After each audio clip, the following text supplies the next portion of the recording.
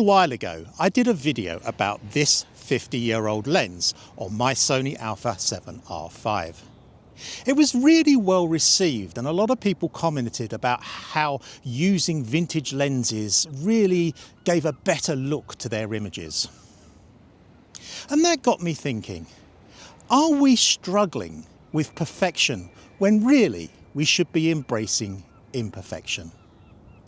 Let's get into it.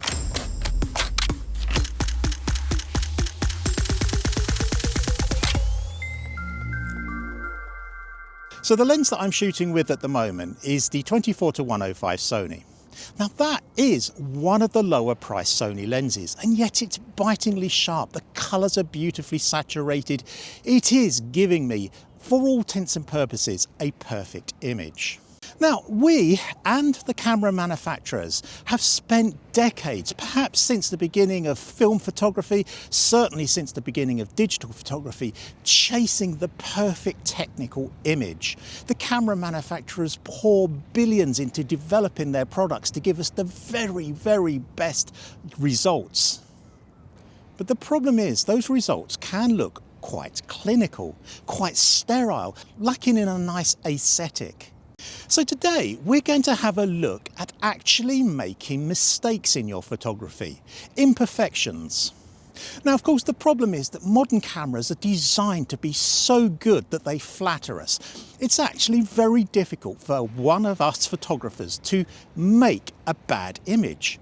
Cameras nail the exposure, they nail the focus, they get it right 99.9% of the time. And that means we're getting 99% of our shots absolutely perfect. So if we want to embrace imperfections, sometimes we actually have to consciously think about doing that. And that might seem a strange concept, but there are ways that we can introduce those pseudo-imperfections into our photography to make it look like we're humans. Now, if we go back in time, some of the most famous images ever were taken by Robert Capa on the beaches of D-Day. Now, if you look at those images, the first thing that will strike you is that they are blurry, there's a lot of camera shake, there's a lot of motion, there's a lot of grain. They are technically imperfect, but they are perfect images. And why is that? It's because we know he was there struggling with low light, struggling with low speed films as they were in the day, struggling to get a wide aperture to actually capture those shots. He realized that he had to get the shots, so he took those shots anyway, and they came out as iconic shots. They're so iconic that if you've seen Saving Private Ryan, the opening 20 minutes of that film were inspired by his photography. So how can we embrace the wrong settings in our photography? There's a number of ways we can do it, and the first one is a trend that's been going around quite a bit recently, and that's intentional camera movement, or ICM. And basically what we do is we lower our shutter speed and we handheld the camera and drag that camera in a direction that creates a type of motion to the image. It's a very conceived image. It's something that you have to think about. What you're trying to do is create an emotion, an ethereal, impressionistic effect with your photography. Now, it's actually quite easy to do. You just put yourself down to a nice long shutter speed. You take a subject, for instance, the Herd Groin Lighthouse behind me. You think about the direction in which you wish to move, and you drag that camera with that slow shutter speed. Now, you can change the speed of your motion, you can change the speed of your shutter speed to suit the image. But just by moving that image, you're creating an imperfect image that works really, really well. Now, the second technique you can use, of course, is grain or noise in your images. We spend our lives, and I've talked about this, trying to get noise out of our images, either by keeping the ISO low or by using advanced software such as DxO Photo Lab to get the noise levels down. And yet we should be embracing that sort of grain, giving our images that gritty feel. Now, today is not the right sort of day to be using that type of technique, because it's a bright sunny day. Adding grain into an image on a bright sunny day looks unnatural.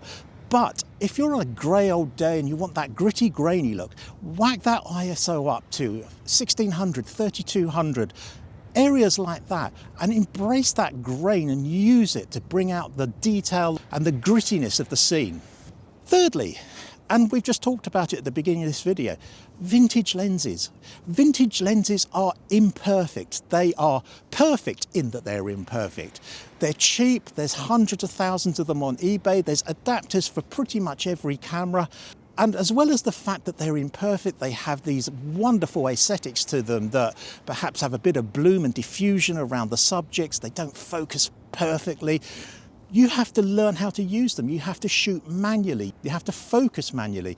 Everything you have to do is manually. So you're learning new things by using these old lenses, as well as embracing the imperfections of those lenses. And of course, modern autofocus is absolutely incredible. I'm using autofocus at the moment, and I hope, of course, that it's actually locked onto me. But in general, it's absolutely fantastic.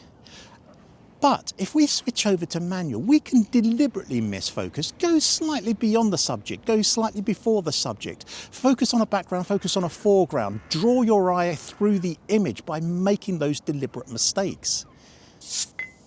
Manual focus is a great way to embrace imperfection in your photography. Another thing that we can do is we can embrace old cameras. We can embrace the early DSLRs of the early 2000s. They used CCD sensors and they were different. They had imperfections. They weren't so great in low light. They had a less dynamic range. By buying an old camera, we can actually use that to our advantage to create those imperfect images.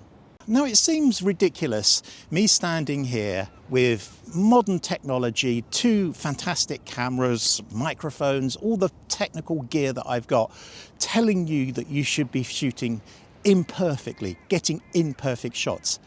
But there's one very good reason why we should be doing it. It makes our images human. We are now in a world of AI, and one of the ways you can really tell an AI image is often by its perfect look, its perfect aesthetic. It's sharp from front to back. Whilst it may not be technically correct, and people might have 3 or 4 fingers too many, or Big Ben might be on the wrong side of the river, the point is that AI imaging is only going to get better. And at the moment, AI strives towards the perfect image. We as photographers owe it to ourselves to embrace these imperfections in our photography, to show that our images are human generated, that they are created by a real person with real imagination and real creativity. We are in a fight with AI. We can't win that war, but what we must do is embrace our own abilities, embrace our own creativity to make sure that our images stand out in a sea of AI slop.